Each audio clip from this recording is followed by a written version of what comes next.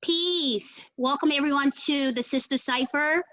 I have with me today Alex Little and Tony Floyd, and hopefully Carrie Cat Boogie will be joining us shortly. We'd like to welcome everybody to Sirius Mindz. We ask that you please hit the like button, subscribe, and share. If you would like to contribute to the platform, you can donate on Super Chat or Cash App or PayPal for Professor Griff. So we just want to welcome everyone. Ladies, how are you today? Peace to the chat. Hello, everybody. Right, peace, everybody in the chat room. How are you? Good. So tonight we are going to talk about what's been happening with the rise of racial tension, and this has been happening all over the U.S. And so currently there are some protests happening over a dispute in Pittsburgh. And so protests was sparked by a violent video that went viral on social media. Police say that the fight occurred between 3 men and 2 black women, and the 3 men are owners of the gas station, and basically they are of Arab or maybe Indian descent. And so it started because of gas being spilled. The customer said a pump had malfunctioned, and when they asked for a refund, police said they were reportedly denied one. The video shows the owner striking one of the women in the back of the head multiple times. And the employee is also reportedly showing grabbing one of the women by the hair. It's not reportedly, it's what's showing on the video. Let's just be clear about that. And so basically on this video, you see 4 Arab men, literally pulling these 2 black women by their hair. One of them took one of the lady's head and slammed it into the gas pump. They were slapping, punching, and beating these women down like as if they were 2 men that they were fighting. And so basically, the community said that they should protest, and that's what they did. They ultimately ended up shutting down the Exxon station. And before the charges were announced, State Representative Summer Lee called for the men on the video to be arrested and charged.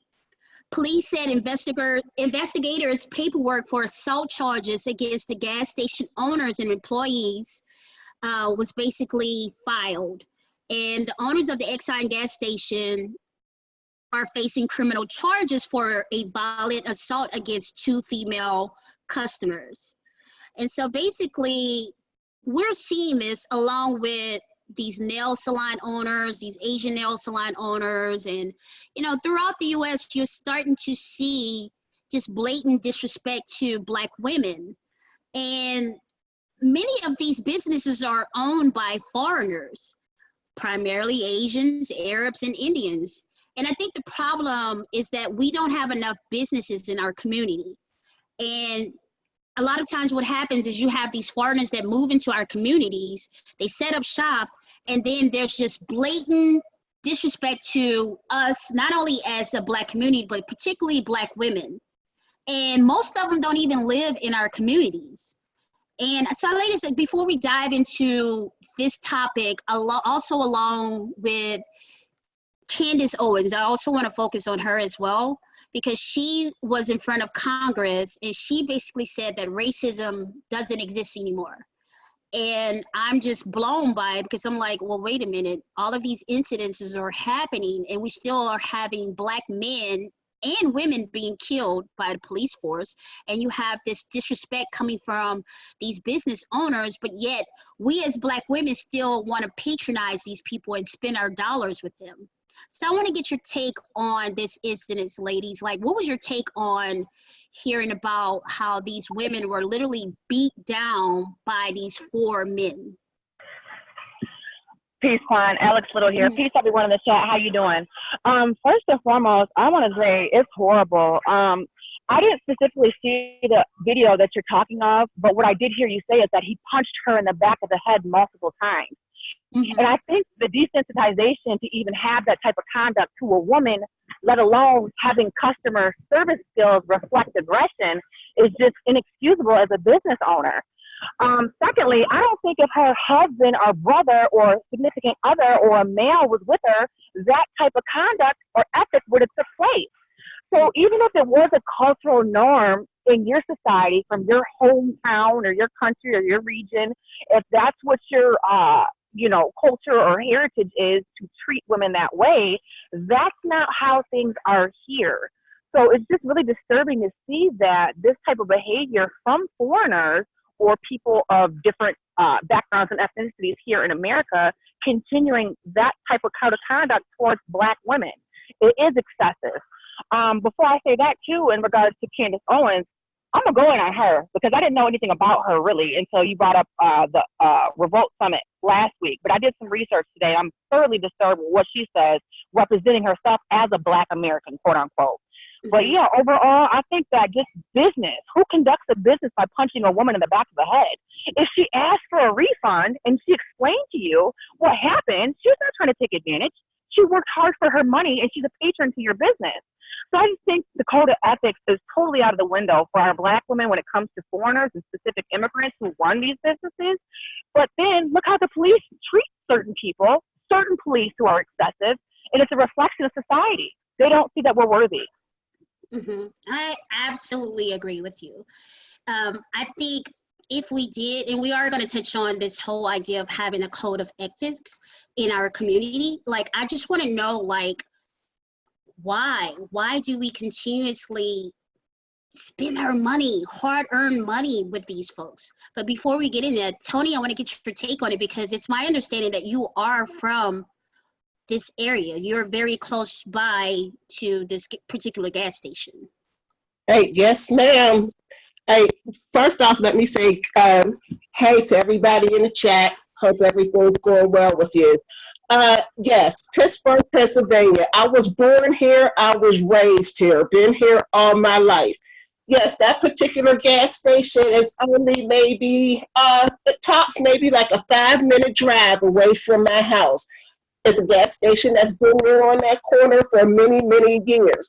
It just came up under whoever these new owners are, I would say within like the past 5 or 10 years. It disturbs me that something like that has happened. It disturbs me that things like that is happening not only everywhere, but especially where I live, not too far away. Those girls that were beaten, those are friends of friends. Those are neighbors of mine. These are people that live in our community. And I just think that it is a shame that they had to go in there and be assaulted the way that they were. That's the first thing that disturbed me. The second thing that disturbed me is that particular gas station. This happened on a Friday night. There is cars everywhere in that gas station because this particular gas station is the only gas station in this neighborhood until you get maybe like about 2-3 miles away possibly. So everybody comes to this particular gas station. Nobody, I mean nobody, helped these 2 women.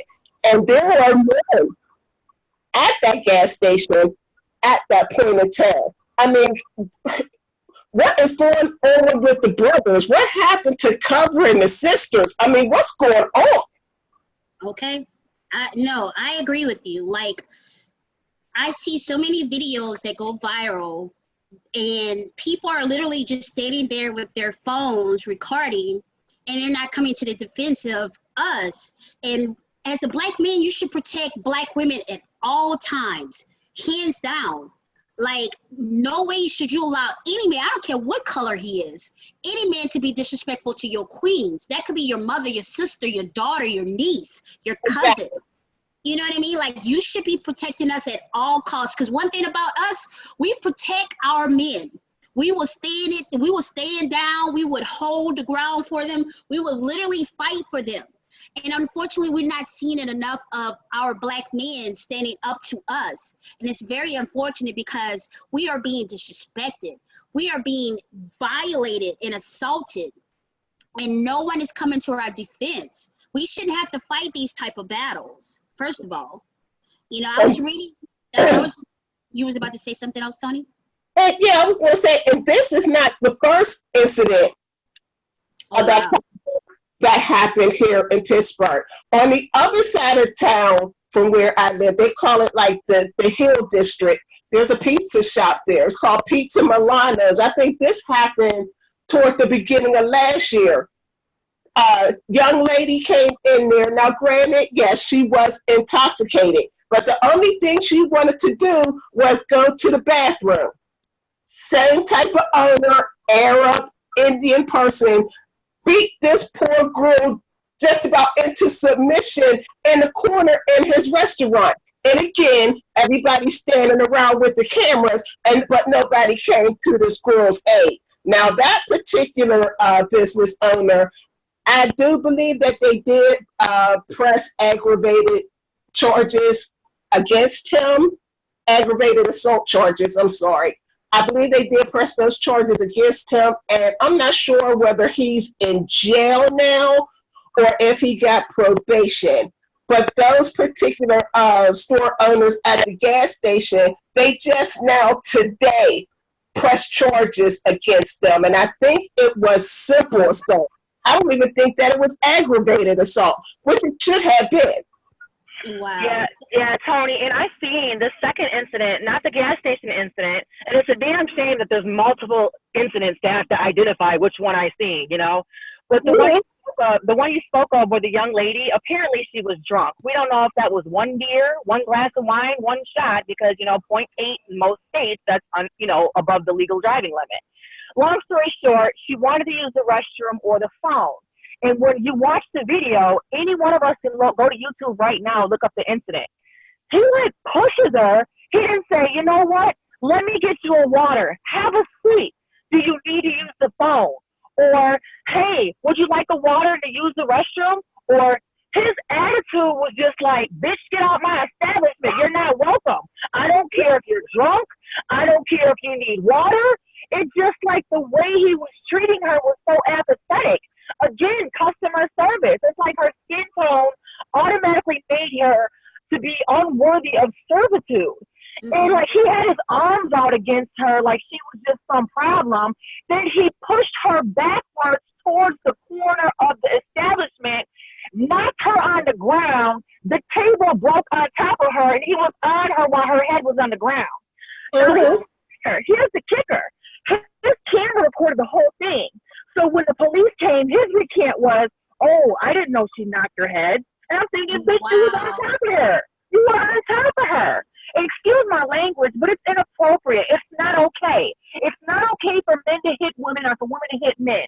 But more specifically, it's not okay for restaurant owners to assault Black women, especially when requesting a refund or for assistance. What part of the game is that? So he lied to the police officer about having the camera, about her hitting her head. Yeah, because you bum rushed her in the corner and knocked the table on her. Why didn't you give her a water? So yes, Miss Tony Floyd, you are correct. He did get a form of assault for some type of charge.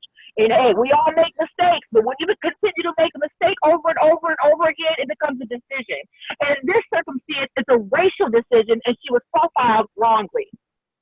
Mm-hmm. I agree. So State Representative Lee also pointed out that this incident of violence against two Black women occurred in the same week that a Pittsburgh report showed that the Pittsburgh region is one of the least healthy places for Black women to inhabit in the entire country, and that the economic and social inequalities against Black Pittsburghers are some of the most starkest of any part of the U.S. Wow. Basically, it's not safe for Black women in this area. That's what this report is basically saying. And this is coming from State Representative Summer Lee. She's a Democrat out of that area. What's your thoughts on that, ladies? I mean, when you're talking about social inequality, why are Black women at the bottom of the totem pole? I don't get it. Always. That's crazy. And I'm not saying it's not okay for anybody, but why the Black women? It just doesn't make any sense. And if this is a social issue, why is that not being targeted and assisted? That doesn't mean that just because socially in some type of created caste system that we deserve to be battered and beaten and disrespected since we're just at the bottom. But and you remember you made a quote, and this was on another show. You said Black women are the most violated, disrespected, underserved people on this planet, or person on this planet. Yeah, and basically supports this whole notion of that idea. And it's like, why are we Black women so disrespected? Why are we so underserved? Why are we the ones that everybody seems to dump their crap on, and everybody has this sense that, oh, let me just victimize her, let me just violate her? Why are we this victim all the time? I like to think that Black women, that we are not victimized, but unfortunately, when you see incidents like this, it supports the claim. And I do take issue with that, because yes, as Black women, we're strong, we fight back, but we shouldn't have to. We should be protected at all costs. And I just have a problem with this because, again, when they're listing as one of the most, starkest part of the U.S. for any Black woman to inhabit, I take issue with that. I really do. It's like, as a Black woman, if I'm reading this, I would be very concerned. I would be on guard all the time, living in the city. I am on guard all the time. Anywhere I go, Quan and Alex, I am on guard all the time. If I go to the store, if I walk down the street, hell, sometimes when I used to go to church, I was on guard too. Because it's just crazy. And I think this is just my opinion, but I think one of the reasons why we were so disrespected, now I'm not saying us because we're older, we're college educated, we got good jobs, we got kids, but excuse my French, but the hoochie mama that made it bad for everybody. I hear you. No, I know. I respect what you're saying. I absolutely agree. So, okay, so obviously there was another incident recently in Chicago where a Black woman was basically disrespected and basically told to get out of his chair. He's not doing her nails. He said basically she changed her mind too much. So he started being very volatile, and he basically, started like grabbing her and what have you. So she started to record it. And so as she was walking out, he started pushing and shoving her. And so once the word got back that this happened, Tyrone Muhammad, a community activist, responded the next day.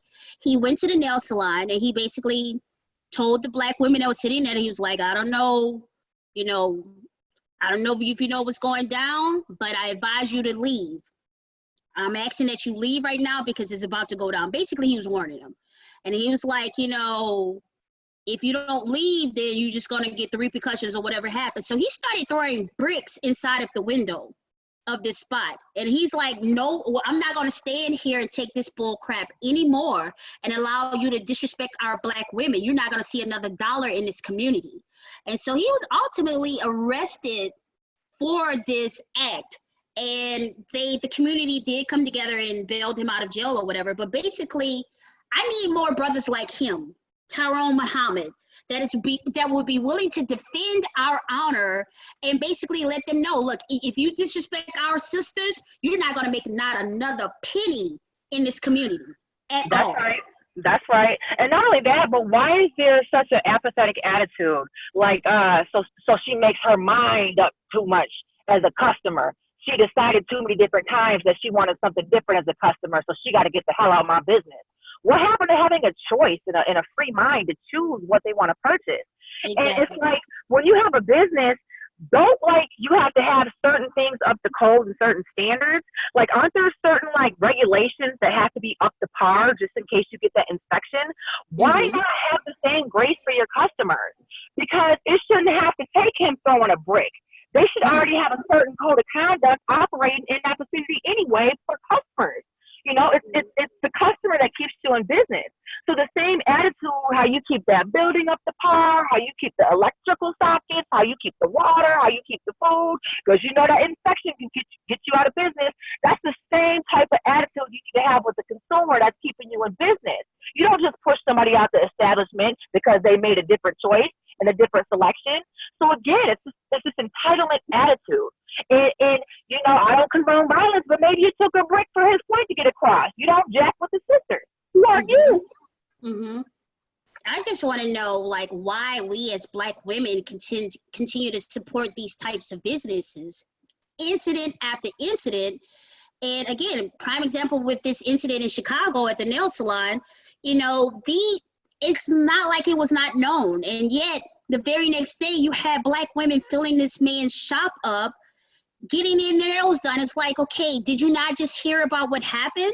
Like, do we not have enough respect for ourselves to see the blatant racism and disrespect and still want to spend your dollars? Like, why is it that hard for us to get on code? Like, there's no way in hell I'm gonna hear about an incident and then go try to spend money with them the next day. Like, are you crazy? Are you just literally that crazy? Did you fall off a coconut truck and let 10 of them hit your head? Like, I'm not understanding, like, why would you want to have your hard-earned money spent in these shops? And it was just, again, he let it be known, look, you're not gonna make another dollar in here.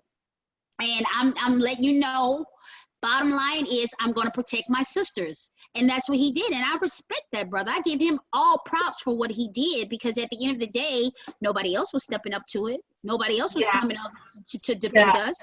I think that's great. Not only that, but he gave a warning. How nice was that? But hey, if it take a brick, it take a brick. I mean, sometimes it be like that. Yeah. Tony, what's your thoughts on it? What is your thoughts on him, like, taking it to the point of being almost violent, where he got to throw bricks in a window to kind of let it be known, like, hey, no, we're not going to take the disrespect? Didn't Malcolm say by any means necessary? Hey, you're right about that. Right, but I just think that it shouldn't have taken all that. Like you said, they knew what happened. All those women that was in there knew what happened the day before. What is wrong with you? Is there like not another nail shop in your community? Or the only thing you was worried about was, oh girl, I got to go get my nails done because we're going out tonight. Is that all you're worried about? Yeah. When we're going to talk about this as well, like the whole idea of why we don't have these types of businesses in our community, this whole idea of having gentrification and what have you. But I do want to know, like, why are we so reactive instead of proactive? I mean, it seems like we're always placed in a position to be victimized, then we're forced to protest, and then you see these businesses being like penalized and basically, you know, having to go out of business because people are protesting outside of their business. You know, I think if we support more Black businesses, we probably would not have to deal with, you know, the gentrification and all of these outsiders coming into our communities. Or like you said, Alex, if we had a general code of ethics or a Black code implemented in our communities, I think we wouldn't have a problem like this. What's your thoughts on this, ladies? I mean, it's not that we're pretending to be victims, and I know you didn't say pretending, but in this case scenario, we are. And that's a sad reflection of America and how Americans treat each other. But see, one of the main issues here, and it goes back to Candace Owens, speaking as a Black American. See, when you use the term Black, there's no identifiable ethnicity. You know what I'm saying? It's not like you're saying Jamaican, Haitian, Dominican, you know what I'm saying, Sudanese. It's just Black. So that just, it takes away from the uniqueness of the celebration, because you can have many different Black people with different ideologies and different beliefs and different values. So that's what makes it not have that unity, because you can have the same complexion and have a totally different code of conduct. So when it comes to getting on code, there's going to have to be a universal global understanding of what it means to have an operating mindset of an African individual. And that's going to be so challenging for many, many people strict from that point of origin, because not everybody's born in Africa. People are born in Brazil. People are born in Australia. And I'm saying that to say these different locations don't always support the culture that is an African-based type ideology to have that harmony and have that balance and have that unity to where we see one another as a true reflection and not competition.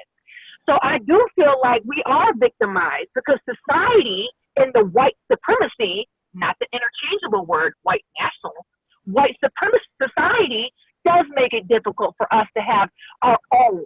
So we can support Black-owned establishments, but I don't think there'll be as many. And just like Miss Tony said, that was the only gas station within a 2-mile radius. So we might just have to go a little bit further. But it might not be that easy for every scenario in every township. So, hey, we just got to keep sharing what we know as far as getting on code. And here's the funny part about that.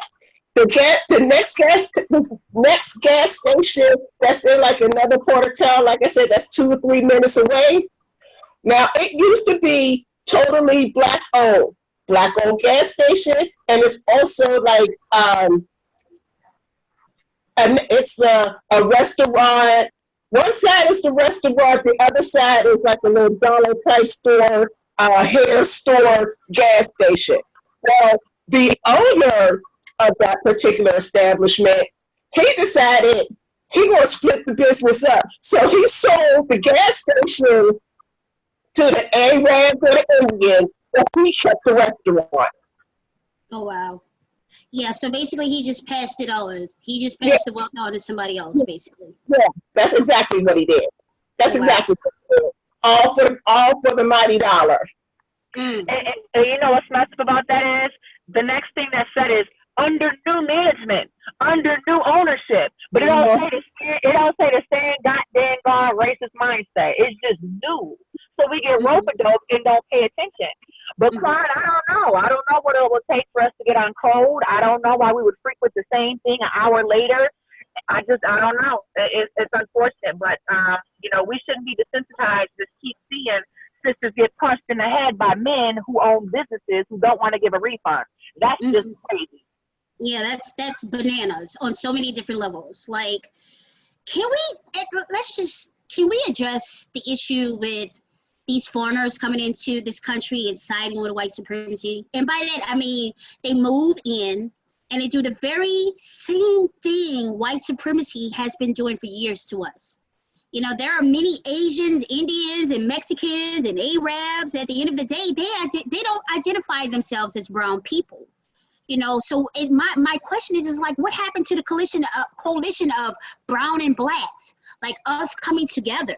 Like, I don't mind having an ally, but if you're going to side with white supremacy and do the very same thing that they've been doing to us for years, then I take issue with that. Like, I don't want. I agree. Yeah, I agree with that comment. I agree with that comment you just said, because white supremacy isn't for you either. And not only that, but so many can identify under the checkbox of white. And I'm not against immigrants. I'm not against immigration. I'm not against anybody, because really America was founded on people coming here besides the people that are already here. My whole thing is, why in almost 20, we are seeing black women being punched in the face on the news like it's regular? What part of the game is that? And even to those that come from a culture like Saudi Arabia, to where the woman can't drive, the woman can't come out the house, the woman got to have a burqa on, can't show nothing but your pupil. I mean, that don't mean that that's how it is here. You can treat your woman like that if that's what you want to do in your household, and I don't agree with that. But that don't mean you just punch a sister in her face because she want to refund on some gas, or she made too many decisions on how many rhinestones she wants on a nail, so you can put your hands on her. That's crazy. It's interesting that you said that, because I saw a tweet today that showed that there was 490 women that have died by domestic violence and men of, I guess you can say, area. I don't want to call them Muslim, because that would be a little bit like saying it's solely based on religion, but basically of Indian and Arab descent that have been killed by their husbands because, one, they didn't want to submit are due with their husbands. At 490 women.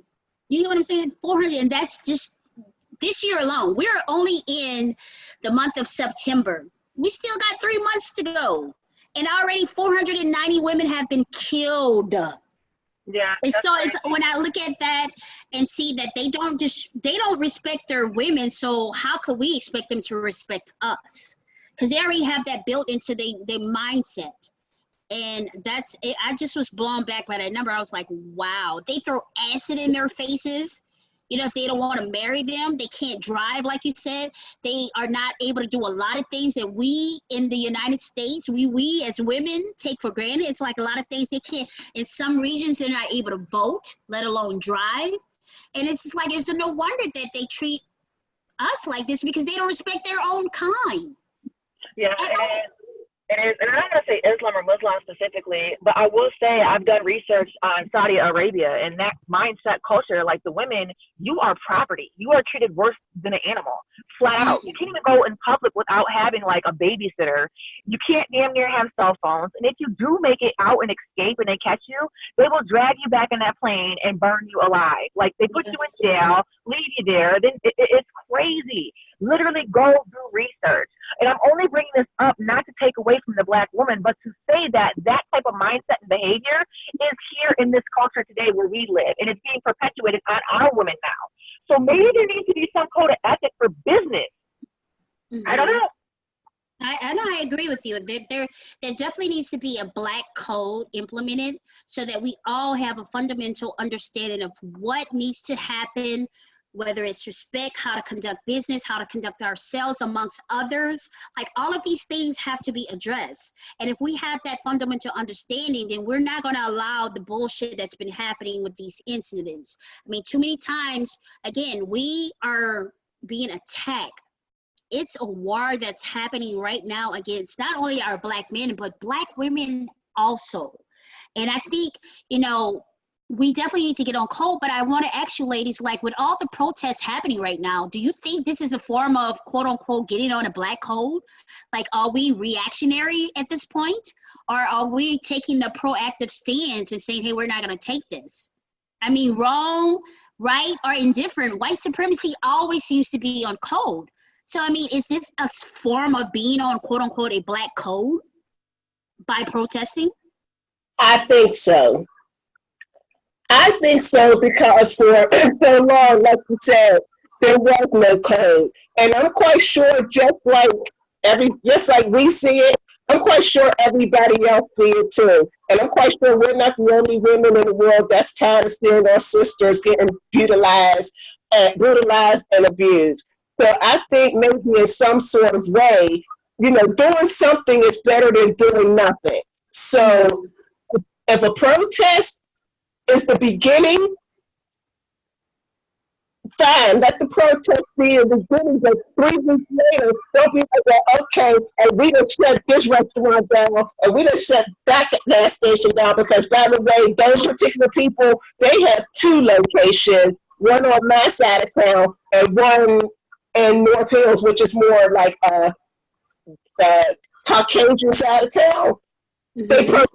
They protest at that particular one too, and also shut that one down also. Yeah, I think if we got to start with a protest, yes, by all means, start with a protest, but keep it going. Don't just let it be just a protest. Don't just let it be lip service, because that's a lot of the problem. White supremacists think that all we just got to do, just let them protest, you know, throw them off a little couple of dollars or whatever, and they'll go away. No, we're not going away. Mm-hmm. Mm-hmm. No, I agree. One thing we are good at, we're good at bringing together a march or protest. But unfortunately, okay, we're moving from one protest to the next, or next hashtag to a next. And it's like, okay, what's the resolve in this? What's the solution? Because we can protest all day. If we're not making actual change and seeing actual tangibles, then what's the whole point of protesting if you're not going to see a result or a change to stop it from happening? And I feel. That's how I feel. Absolutely. I mean, we could protest and scream and holler and get out in the middle of the street and scream no justice, no peace all day. But if you're not doing anything to change the justice so we can get some peace, what was it all for? Yeah. Yeah. Absolutely. I agree, Miss Tony. And not only that, but it is a start. And Quan, like you said, I mean, we need to see more. Tangibles, key word. Yes, hashtag tangibles. But one of the others, Dr. John Henrik Clark, spoke about marches. And he specifically said that marching was a strategy. It was not meant to be a way of life. And shout out to Dr. Martin Luther King Jr. because he risked his life. Shout out to Malcolm X because he was so pro for us. However, in addition to what's happening right now, hell yeah, it was reactionary. Because if anybody punched my grandma in the head, hello? I mean, brothers in the chat room right now, what if somebody punched your mama in the back of the head because she asked for a refund because her gas leaked or exploded? You'd be ready to blow that thing up. So yes, right now, we have no choice but to be reactionary, because correct, something is better than nothing. But there needs to be social change. Things constituted change. Legalities change, because we can't keep reacting after being assaulted, dismantled, corrupted, being racist and being discriminated against. So reacting by a march is, okey doke panoke. But when it comes down to it, what did that statistic say about the women being socially on the bottom of the totem pole? That's not cool. So we do need them tangibles. We do need to turn our dollars into our own communities. And it seems like the only thing we can do right now that's worked is keep our dollars in our business, because that is our participation. It's our control of our economic dollars. And it shouldn't come to that point. Anybody here in America that's Black should be able to frequent any establishment without having to worry about getting punched in the head, especially any beautiful Black woman. That's crazy, because any white woman can frequent any establishment in America, and she has 9.99999 times less likely to get punched in the head for making a decision to get a refund or getting an extra rhinestone on her nail. And that's just being honest. If that was a white woman that came to that establishment and was drunk or staggered it 2 times, she would have got sat down, offered some water, and they wouldn't have cornered her and threw a table on her. So, I don't know what it's going to take. But yes, tangibles. Yes, protesting is a strategy, but there needs to be action taken beyond what we've been doing the last 60, 70 years. Because now our women are being punched in the face on the news in broad daylight. Okay, so let's segue into Miss Candace Owens. So clearly, according to Candace Owens, she basically says that racism does not exist anymore, which is honestly a bunch of bullshit. But I guess since she was allowed to marry a quote-unquote white man, in her mind, racism doesn't exist anymore. But I digress. For me, need to be revoked.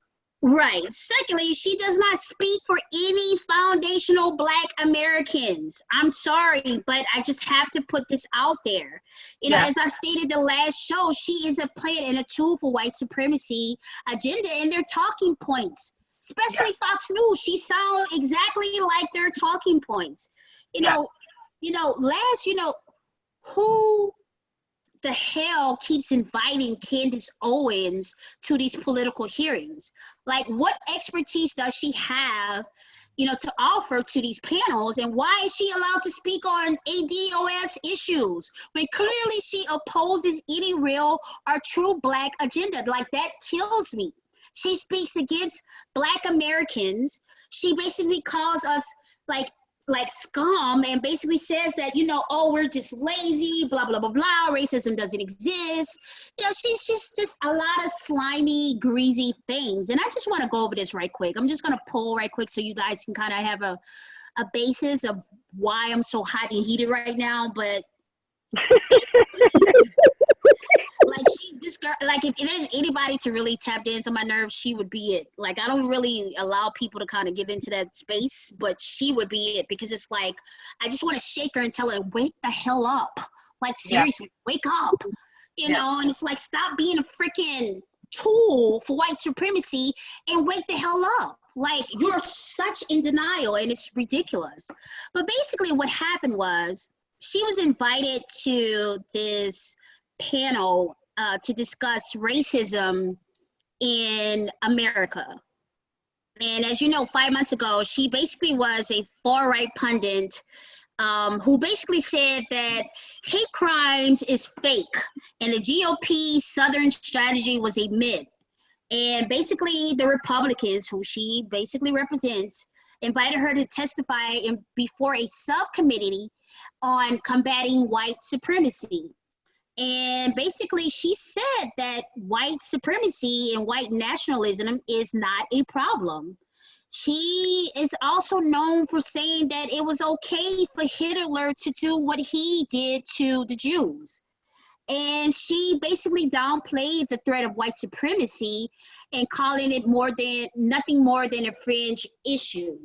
And so basically, you know, she went off on a tally on, you know, of a number of cultural war issues. She felt that, you know, there was basically no urgency for African Americans to be worried about white supremacy or the rise of racial tension in America. She said instead we should be focusing on abortion, black on black crime, and the left's so-called war against men and masculinity. Now, again, you remember I was saying last show how she'll take some statistics or some cultural norms or phenoms, and basically she'll skew it to make her agenda or white supremacy agenda work for her message. And basically, as you can see, she talks about black on black crime, she talks about abortion, but she also talks about the war against our black men as far as like masculinity. But you know, what she's basically said is that racism doesn't exist in America anymore. And it's like, well, Miss Candace, you see these clear that these incidents are still happening in nail salons, it's still happening at gas stations. You're still seeing people being killed by these race soldiers, these cops. You're basically still seeing racism happen to us as a community. I don't care if you are from the Caribbean. At the end of the day, you're still black, whether you want to admit it or not. Yes, there's a distinction between ADOS and others, but at the end of the day, we're all black. Whether you want to call us a Moor or a Hebrew or Aboriginal people or whatever, at the end of the day, we still carry the same skin color, black. Yeah. You know, so I just want to know, like, you know, what's your thought on it? Because clearly she's saying that white supremacy and white nationalism is not a problem that harms Black America or Black Americans. What's your thought on this, ladies? You're not the only one that's frustrated, first and foremost. So what I'll say very articulately and calmly, and you know, as speaking as a Black woman who tends to be foundational, I mean, anybody can slap on a blazer and present themselves eloquently in front of Congress, okay, first and foremost. Candace is 30, she's a tourist, okay. I peeped the same YouTube video she did. Basically, she's running game and she's using either or fallacies and philosophy to swindle in strategic statistics that don't reflect accurate freaking foundational Black America. Okay, what she did was she started open the conversation with saying, white supremacy and racism are real. And then she switched and stopped using the word white supremacy and started using white nationalism as a tactic to make it less threatening. Okay, what she said was that white nationalism is less of a threat than absent fathers, literacy, and abortion, because abortion has killed 18 million since 1973.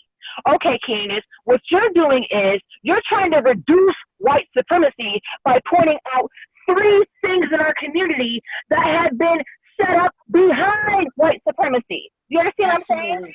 So don't play games, okay? Because each one of us on here are articulate enough and have enough sound mental stability to rationalize what you're saying. And she kept saying, oh, white supremacy is excessively played in the news. Oh, it's a fringe issue.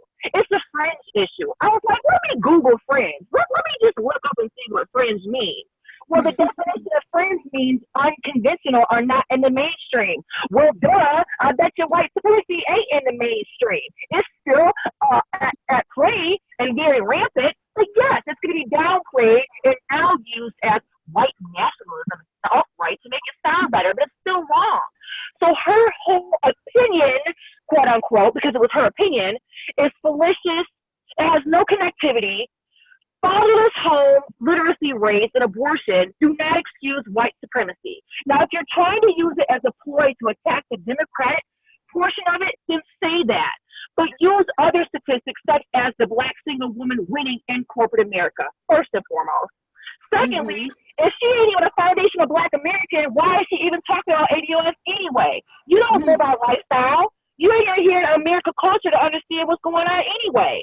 So like I said, if you watch her video from that Fox talk, if you can see what she's saying and understand it, she's minimizing white supremacy by bringing up other issues in the Black community, but she's not saying they all stem from racist white supremacy from the get-go. So that's what she failed to do, while she used poor strategies to attack the Democratic Party. And that's not okay, and she should be called out on that, like saying she's a Black American. No, I agree. Like and as I said before, she used our statistics, but she used it against us. And she basically does this whole benign neglect almost, if you want to look at it that way. But she basically takes our statistics and she says, oh, well, racism doesn't exist. Oh, well, why are you worried about racism when we have abortion or we have, gay men in our community? Or yeah, we do have those issues, Candace, but at the end of the day, let's talk about the root of the issue. White supremacy. And just because you're married to the white man doesn't mean that it doesn't exist. Like, come on, sis, like, stop. Like, what kills me also is that the mere fact that she sued based on discrimination. She won her lawsuit against a university that was basically saying that she was discriminated against. And after that, it's like she took a whole 180 and she's been on this whole Republican spiel, this whole white supremacy push ever since then. And it's just like, I'm trying to understand like her mindset, and maybe I shouldn't, but I'm really like, I hate for us. I don't care what part of the world you're from. It's like at the end of the day, we're all the same. Like we're all fighting against white supremacy, whether you're from the Caribbeans, African, Australia, US, Canada, whoever, doesn't matter. At the end of the day, we're still fighting this system because this systematic all over this planet. And it's just like, I see her and I'm like, well, wait a minute, you say racism doesn't exist, but you won a lawsuit about racism, Candace Owens. Like, what are you saying right now? Like it's like your whole argument is null and void. Like you're not making sense whatsoever. And it's just like I'm sorry, but the Republican Party, because they keep inviting her back every time, I don't know if they're just doing it for clout chase or what the issue is, or because maybe she's just a hot talking point, but at the end of the day, they must be paying her a whole lot of money to basically speak and say their agenda and have their talking points, because she sounds just like Fox News. She sounds like Tucker Carlson's when she's speaking about these issues. I'm like, this is the very same thing that this man has said. Like, she's like a Trump 2.0. She literally takes their talking points and she goes in front of these committees and she spew out this nonsense. And it's like, come on, Candace, come on. Like, who hurt you? Like, what's the problem? Like, who really did hurt you? Like, why are you so against us when we all are fighting the same fight? No matter what, they may be using you right now, but at the end of the day, when they're done with you, who are you going to turn to? The Black community. Exactly. That's one of my whole points. When did she become? First off, when did she become the quote unquote poster girl for all black women in America? Heifer, you can't speak for me. Neither me. Come on. You can't speak for me. Can't speak for you. Can't speak for Alex, and I'm quite sure can't. No, I agree with you. I definitely agree with you. Are you still there, Tony? I think we may have lost Tony, but what I'll do. White supremacy has not come in her backyard yet. Okay. She won her little lawsuit that she had to file, but it hasn't really been in her backyard yet. And nobody has never, excuse my French, nobody never walked up on her and called her a nigger bitch yet. You never know. She'll never admit it again because again she's being paid by the Republican Party to go basically represent these subcommittees and speak on the behalf that there's no racism, there's this or this that. This, if you do research on her, she said some greasy things about the Black community. Real talk. Yeah, you may be speaking out. Whenever they get them using her ass and throw her away, like, no, she gonna be like, OJ, don't come back over here thinking that we gonna help you. Yes, she will. Unfortunately, she will. Yeah, I just think there's a disconnection. I think it's similar to Kamala Harris when we spoke last, Sister Cypher, in regards to her saying that she doesn't want to support the Black American, so to speak. Then don't represent yourself as a Black American. If you don't want to represent who you came from, who you are, your DNA, your roots, your heritage, your people, your culture, basically your essence of life, then sit down. And then how do you sleep at night? I mean, I know Professor Griff has talked many times how he's had opportunities to do things and he declined them. And he rests very well at night. He has a very good legacy that hasn't been tampered because he doesn't jeopardize it with doing things that will stigmatize himself or his people. So again, I don't know why she's being used, but she doesn't speak for all Black women. She speaks for herself. And again, any one of us can debate her and have enough common sense and social experience to negate everything she said. It won't take being loud. It won't take being irate. It won't even take being aggressive. Just be assertive, have a 5-minute conversation, be like, look, everything you said was malicious. These statistics aren't realistic on society. You see that this is not over excessive white supremacy in the news. These are real-time acts of discrimination, prejudice, violence, and racism against the Black community across the span of America that have not stopped. So whether it's Republicans that are going to help or Democrats that are going to help, this needs to stop, Candace, because if your Black ass is being punched in the face, you'd probably cry out for help too. So. I agree. And so what I do want to talk about, and this is just, now we come to the part of the session where we talk about solutions, right? So I want to know, like, do you think that integration helped or hurt us? Because before integration, or when we had segregated communities, basically we had Black businesses, Black-owned businesses that were integrated and flourishing. We had our own schools, hospitals, restaurants, barbershops, different variations of businesses. And we were doing very well before we were actually integrated. And I think, if I can remember correctly, it was Baba Dick Gregory that said that we chose education over liberation. And I just want to know, like, do you think integration helps us? Or does it hurt us? Because right now we don't have enough businesses in our community that we have to deal with these foreigners basically coming in and being disrespectful, and they don't even live in our own communities. And at the end of the day, we're having to deal with, the ramifications of this. And unfortunately, we as a Black community, we have to ask these hard questions. Does integration help or hurt us? Do we need to go back to that mindset where we have, Black-owned businesses, we buy Black, we basically don't allow our communities to be gentrified? I want to get your takes on it, ladies. Tony, go ahead. Go ahead, Alex.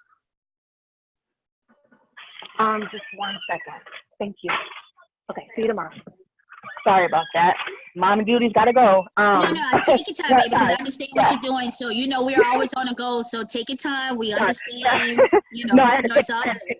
Okay, cool. What I will say is, as far as integration, that's a sensitive topic because many of us share different ethnicities, but Black is Black is Black is Black is Black is what I will say. When things were segregated as far as the Black community, you see the results of how it thrived. And unfortunately, one of the first acts of terrorists on American soil was in Tulsa, I believe. I don't know if it was Oklahoma. What I'm saying is it was Black businesses, Black Wall Street, straight up Black economic, Black run, Black winning everything. So Tulsa, Oklahoma. Yes, you're absolutely. Okay, there we go. Then you talk about Wall Street and Chambers Street. I mean, folks don't want to talk about that. But when you start doing real research, you'd be like, oh, wow, is this America? It is, and we don't talk about it. What I think is that things will never go back to being segregated. not the way they were. But what I can say is with integration, education has set this platform of giving a template of different ways to pivot yourself throughout an economy, but it doesn't teach you a skill. Dr. Ben, shout out to our elder. He talked about training being different from education. Education, anybody can give you a curriculum, but what the hell is it? Are you specifically trained in a skill set that's fundamentally going to keep you economically savvy? And I'm not talking about different skills like, you know, manicures and pedicures. I'm talking about architects. I'm talking about nursing. I'm talking about things that are going to allow you generationally to have wealth perpetuate. So I don't know. I mean, education is all across the world. I mean, it's accessible here in America, but what is the curriculum? What are we being taught? What's on the menu? Is it going to keep us in the system that keeps us oppressed and, you know, behind? Because again, that statistic about the women in Pittsburgh socially are at the bottom. That's not the only place here in America. So I think that when it comes to education, yes, I'm not against it. I went to college. I made a decision for my life that I thought that would be a best interest for my family, and it has opened up doors. I'm not saying education isn't beneficial. What I'm saying is have training and discipline in the education curriculum you choose and make sure it's going to be enriching and have generational wealth economically. That can make change and benefit. So I hope that there can be more Black men and Black women across the board who go to education and choose to get associates, choose to get a PhD, choose to get, you know, your MBA, go for it. But make sure that you're creating generational wealth that perpetuates and that there's a blueprint for the whole family that can spread across the whole society, that can spread across the nation. And again, we're so behind. I mean, there's things like affirmative action and stuff like that, but tangibles, run it up, run the tangibles up, because we didn't start off at the same finish line that other people did, and we're still behind. And that's a reflection. So it's easy to frequent our own establishments because we don't have them as easy or accessible as others that come here and get the opportunities that we don't get and get to pass it on and leave. So I don't know. I mean, it's sticky, but it's doable. But education is important. However, I feel training, advanced specific training in areas give you that advantage to have that skill set that can perpetuate to create real growth. So that's my 2 cents. What's your thoughts on it, Tony? Like, I'd like to know, like, do you think integration help or hurt us? Do you think that we need to have, like, predominantly Black communities where we have our own businesses, we have our own schools, we have our own hospitals and restaurants and et cetera, et cetera? Like, what's your thoughts on integration? Like, actually, oh, excuse me, ladies, I'm so sorry. Getting a little. Fine. You're fine. It's kind of a double-edged sword. In some ways, it did help us because, you know, we are able to, you know, get educated. We are able to do certain things now, but in a sense, I think it hurt us because we do need to have all Black communities. We do need to have all Black schools. If our children are going to learn, if our children are going to be educated on the truth, yes, by all means, there need to be all Black schools to put them in, because these schools that's here now, they're not going to teach our children what they need. They're not going to give them what they need to survive. They're not even going to give them what they need to, you know, hardly think nowadays. So I think it's just complicated. No, I get what you're saying, but I mean, honestly, in my opinion, I do think in this day, in this current political market and economical market, yes, I would love to have it all segregated, predominantly Black owned businesses, community. We're policing our communities and we're doing business, schools, hospitals, the whole shebang. But at the end of the day, if we really want to prosper, yeah, we need to patronize other races. I think to be successful, it shouldn't just be Black, unfortunately, even though we have a $1.3 trillion a year spending budget when it comes to Black Americans. But at the end of the day, it's like our dollars does not circulate enough in our community for us to prosper. And this brings me to this whole concept about Black capital. You know, and we look at it, basically, you know, money does not circulate back into our communities. I mean, when it comes to it, we as Black Americans have 1.3 trillion dollars in gross national income, but only 2% of that money, which is about $26 billion, is recirculated into the Black community. Now think about that. We're talking about $1.3 trillion, and of that $1.3 trillion, we're only getting $26 billion being circulated back into our own communities. And that's to me, that's troublesome. Yeah. It's basically, you know, 7% more. Let me just break it down. Let me just break it down by races. So basically, it's stating that with I'm going to break it down by Asians, Jews, and blah, blah, blah. So we all have an understanding of how dollars compare.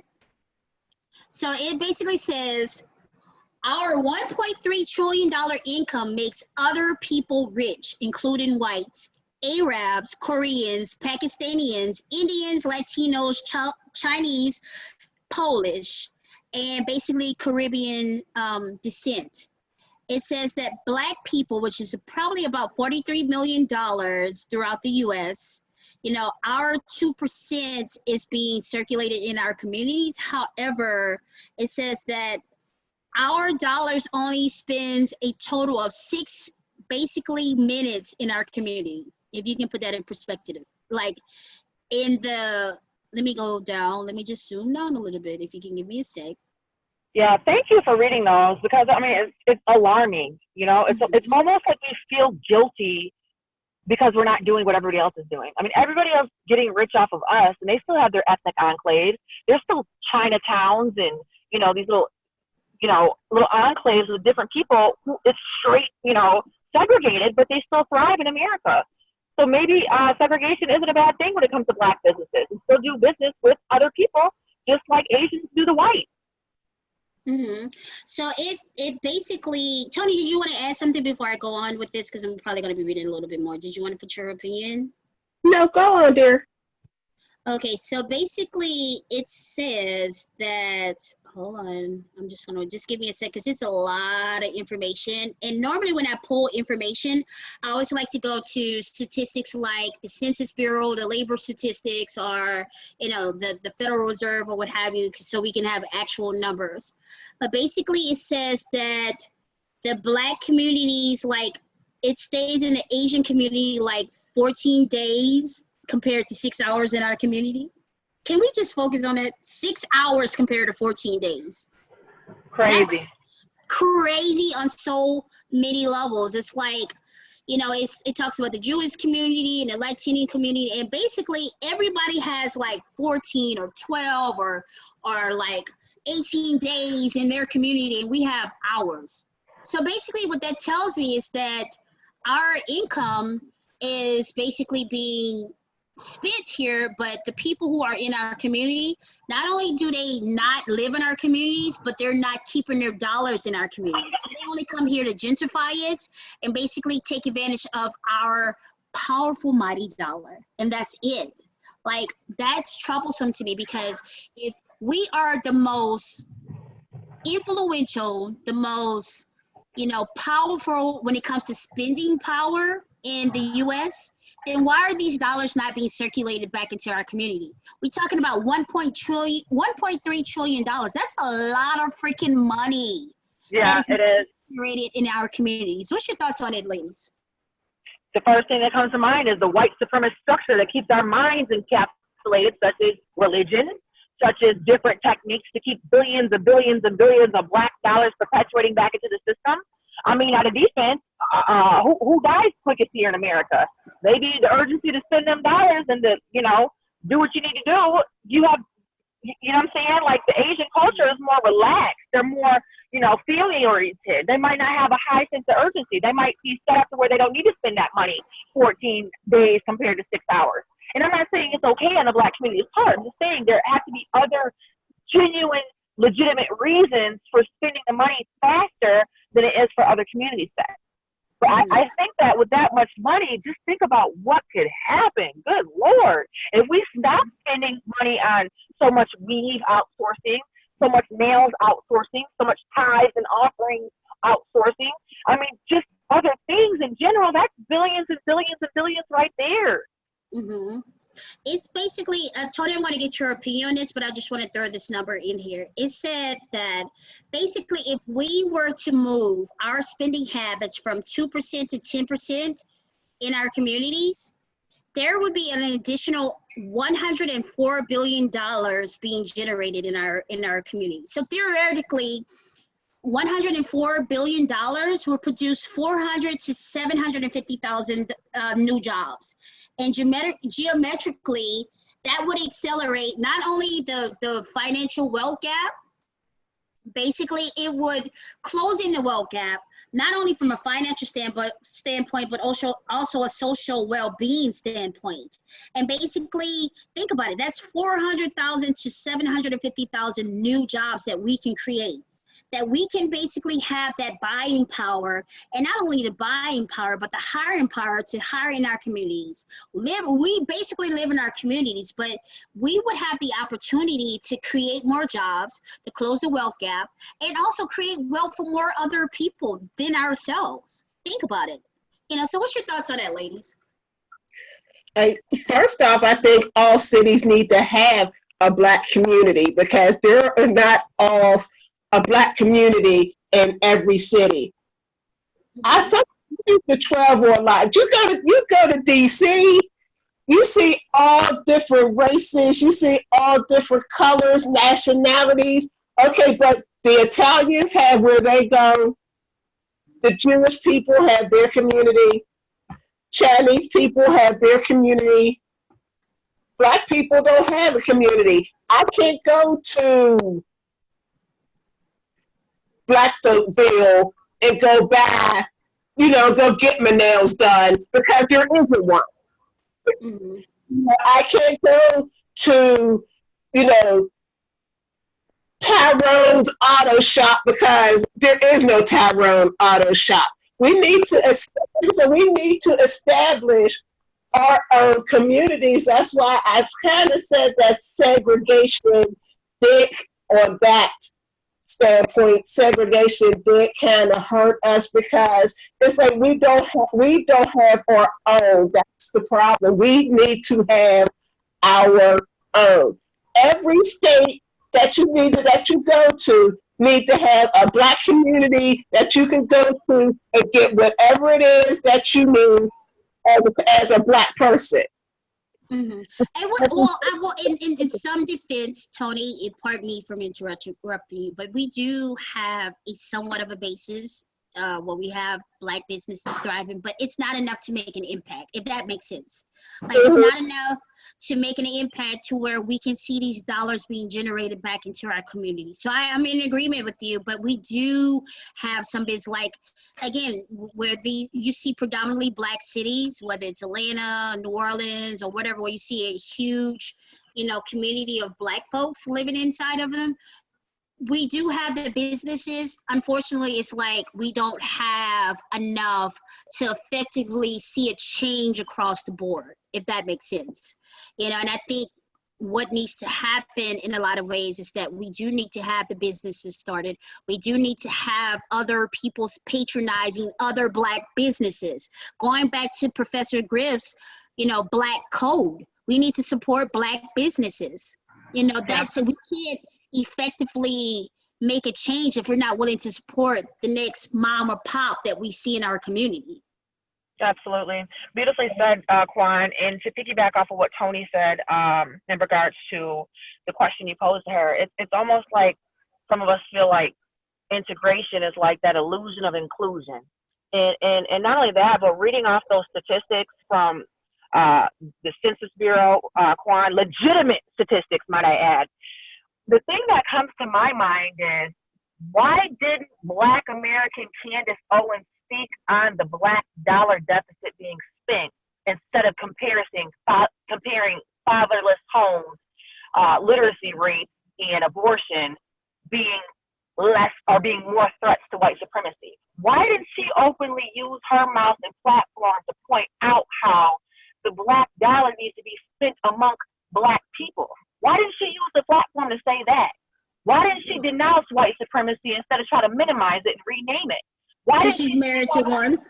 But listen though, but what a wonderful opportunity. Come on, Candace. If you know the real issue, if we got $3 trillion per year, speak on that, homegirl. You know what I'm saying? If you were traditional Black American, why are you not bringing that to the forefront? You talking about reading rates and denouncing white supremacy and saying it's a fringe incident. It's non-conventional, but you're not talking about real statistics. How many billion did you say per year? It's 1.3 trillion with a T, $trillion. That's our buying spending power, $1.3 trillion per year. It increases. Why didn't she get on Fox News and encourage us to spend amongst each other? Is she on code? No, absolutely not. Absolutely not. She is not on code, and just, it's like, what happened, Candace? What happened to you, sister, that you have turned your back on the very people that would sit here to help you? Like, how could you sleep at night? How could you look at yourself in the mirror and just be able to see a woman that just spew out this nonsense? And how could you be so supportive of white supremacy? Like, who, like in the words of Nipsey Hussle, like, who raised you? Like, what's the problem? Like, why, Candace? Like, because, I always want to get to the root of the problem, because you don't want to leave anybody behind, although you may have to leave somebody behind. But at the end of the day, if we can save one, you know how to say each one teach one, and if you can save one, you can save one. It's like, I almost feel sorry for her in a sense. It's like, you don't want to hate her, but you almost feel sorry for her, because it's like, at some point there was a disconnect.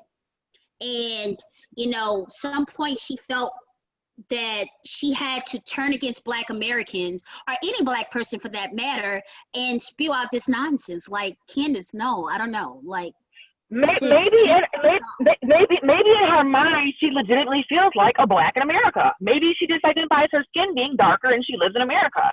Maybe it's face value for her. Maybe there is an emotional, connectivity towards spiritually and DNA in the essence. I think there's hope, but what she needs to do is take a look at how Trump put Omarosa out the White House. Hello, you're not She's a proponent of Trump. She is solely supportive of Trump. You remember the Revolt Conference? But she is, to this day, she still supports Trump, and she says that we as Black Americans should also support Trump. He's done a lot of things for the Black community. And I'm like, where? Like, where? Yeah. So, and this, I just want to close it out, ladies, on a positive note, because I always like to close it out on a positive note. So I just want to talk about 5 ways we can keep the Black dollar into our community. And basically, ways to create and cultivate spaces that we not only live in, but we also thrive in. And so, number 1, we must educate our children about the value of our dollar and why it is vital to support Black-owned businesses in our communities. We can do that. We can educate our children at a very young age and show them that, hey, if you want to thrive, if you want to be successful, then not only do you do what you need to do as a person, but also support your fellow brothers, support the Black businesses, support, those that are in your community, so that we can all thrive. Because what's the point of you being selfishly successful and nobody else around you is being successful? The whole point is to be blessed so you can be a blessing to others around you as well. You know what I'm saying? Yeah. And so also, we need to encourage other people to start their businesses. That's why I'm a big, firm proponent of supporting other Black businesses. I always encourage people to start their own businesses. Like, if I have a knack for seeing potential in other people when they don't see it in themselves. It's like a blessing and a curse. It's like being a visionary can be a blessing and a cursing at the same time, because it's like you can see the vision, you can see their potential, you can see for what it is, but you're living in the present and you're not really tied to the past. So it's kind of like it's like a blessing and a cursing all wrapped in one. But I always try to encourage people to support, like, themselves and the dream that God, or whatever you consider God, the creator, or whatever you worship at the end of the day, it's like he put that, he or she or it or whatever you support, it was placed on your heart for a very specific reason. Everybody has a purpose. And so I always try to encourage people. And sometimes I think you are brought in this person's life to light the fire under them and to allow them to see, like, hey, God didn't just give you that vision for you to sit on it. It's up to you to take that vision and take it to the next level. So I'm always a big proponent of supporting people in their dreams and making it out of a business. Whatever you're passionate about, make it out of a business. You get what I'm saying? And so also, when we're having these Black communities and you see that this Black community is doing well, don't hate on this Black community. I mean, this Black business. Make sure you go out and you support this Black business, and encourage this Black business owner. Make sure that, hey, what can I do to help you out, sis? What can I do to help you out, brother, to make sure that your business goes to the next level? Like, yes, I'm supporting you financially by being a patron of your business, but how can I get the word out to the next person? So next, I want to know that, we have to also encourage other businesses to hire within our communities.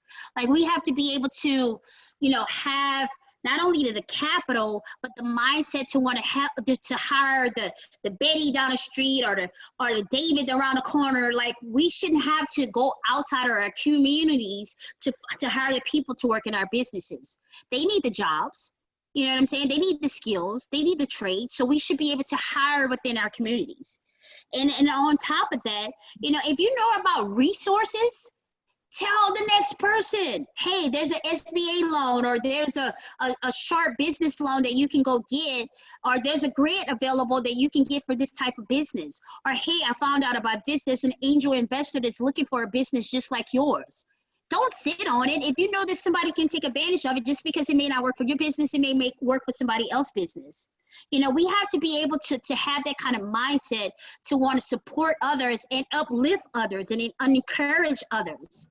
So I just want to leave it on a positive note that we implement these things, because, again, we cannot move forward. This is not a system of one. No, we have to go collectively. We have to have this mindset, this Black code, this vision that we all are going to prosper. Yes, some will be left behind, but at the end of the day, we're going to take as many as we can along the way. So I want to get your final take on it, ladies, before we close out. I'd like to know what's your opinion on what I just stated.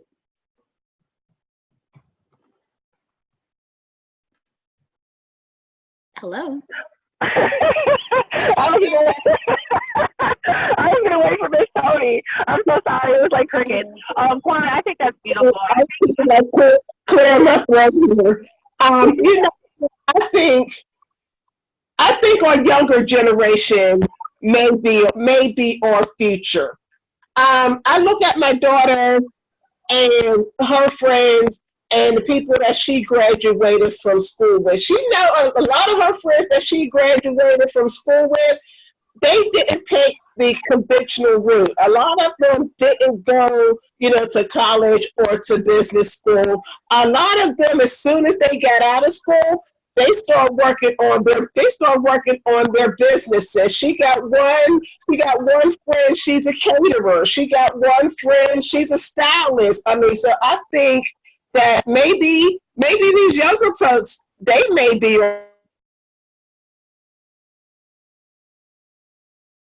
Tony?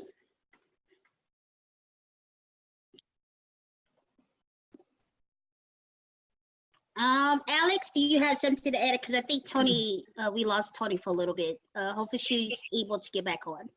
Yeah, sometimes the phones go in and out. This is a second job almost. What you said was beautiful. I think that it's awesome that you take on the unique challenge to help other people. I mean, having a servant's heart is something unique in itself. So for you to even want to take someone's vision and believe in them beyond what they can see at their current capacity is something special. So you, Quan, need to be recognized for that. That's very unique and very admirable. What I want to continue to do is to, shop at Black businesses. unfortunately, where I live, you know, the Black Child and Family Institute been closed down. You know, Shabazz Academy just closed down. There's so many things that are like closing down. I mean, there's a few different places, a couple, you know, Black-owned smoothie spots, but I'm like, it's kind of hard, you know, frequenting places when you don't have that big of an option. But like you said, become that business and just continue to go forward. And, you know, our youth are our future. Our children are our future. Just train them up and teach them as much as we know about business and economics, and just try to be loving and try to be nurturing and just continue to guide. So shout out to everybody in the room, Sirius Mindz family, everybody watching. I'm so thankful for this platform. It really gives me the opportunity to stay connected and stay in tune and not cold. And I'm so thankful for you ladies and Quan, Cherry, Cat Boogie from the Bronx, Tony Floyd. I'm just so thankful to be able to go back and forth and learn and to glean and to gain and be more centered and focused and driven. So I think it was wonderful for you to sincerely say, to support, to encourage, and to continue to sow into people even when they can't see who they are or where they're going. That was really touching. Absolutely. Like just ladies and gentlemen, whatever your passion is, make it a business. We need you in our communities. You know, whatever you're passionate about, you know, if you can make money but also service your communities, you know, you're going to always be successful because one, you're passionate about what you're doing. And so again, you know, if you know that you need help, I'm always available. If you're trying to start a business, I will give you a step-by-step bullet point breakdown of what it takes to start a business, because I'm a business owner and I want to see everybody. If I can see it, even if you're not a business owner, even if you want to be an artist or a writer or whatever, at the end of the day, I want to see everybody being successful. And I think, you know, Professor Griff and I, we both share the same mindset. And in his book, you know, Tapestry. I'm sliding around and I'm talking at the same time. I apologize. But at the end of the day, like, I want everybody to realize that, you know, Black businesses prosper, always going to be key to our future. We basically have to have the mindset that, you know what, I'm not just doing this for me. I'm doing it for my legacy and my community.